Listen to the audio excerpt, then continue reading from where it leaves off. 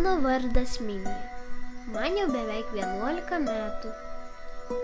Aš pastebėjau, kad kasmet, likus mėnesiui iki Kalėdų, mūsų namuose atsiranda tokia dekoracija. Didelis, žalias vainikas, padarytas iš eglės, pušies ar tujų šakelių, papuoštas visokiais augalėliais. Kasmet jis vis kitoks. Tik vėliau sužinojau, kad šis vainikas simbolizuoja Advento atėjimą.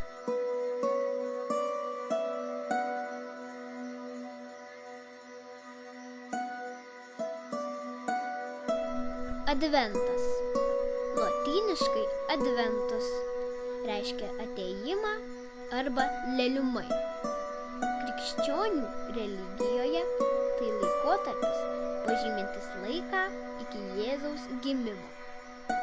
Adventas trunka beveik mėnesį. Per tą laiką praeina 4 sekmadieniai. Tai krikščionių tikinčiųjų susikaupimo ir apmąstymų metas prieš Kalėdas. Advento metu krikščionys susilaiko nuo triukšmingų linksmybių ir su džiaugsminga viltimi laukia artėjančių Kalėdų. Liaudies kalendoriuje Adventas rimties, dvasinio apsivalymo metas, ūkinių darbų pabaiga. Adventas ne tik ramybės, bet ir paslaptingas, mistiškas laikas, kai ano pasaulio dvasios bando kištis į žmonių gyvenimą. Senoliai tikėjo, kad šiuo tamsiuoju metu aplink slankioja dvasios, kurios tik ir taikosi pakenkti žmonėms ir jų darbams, žiemkenčių pasėliams, gyvuliams. Todėl ir įvairių draudimų būdavo apstu. Advento laiku būdavo draudžiama dirbti kai kuriuos darbus, ypač triukšmingus. Per Adventą žmonės nesilinksmindavo, nešokdavo bei pasninkaudavo. Pasninko dienomis nevalgydavo pieno, kiaušinių bei mėsos. Advento vainikas vienas pastarojo laikmečio krikščioniškųjų prieš kalėdinio laikotarpio atributų, simbolizuojantis 4 Advento savaičių laikotarpį.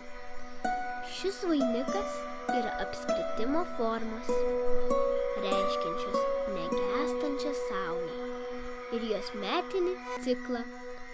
Paprastai vainikas yra su 4 žvakėmis.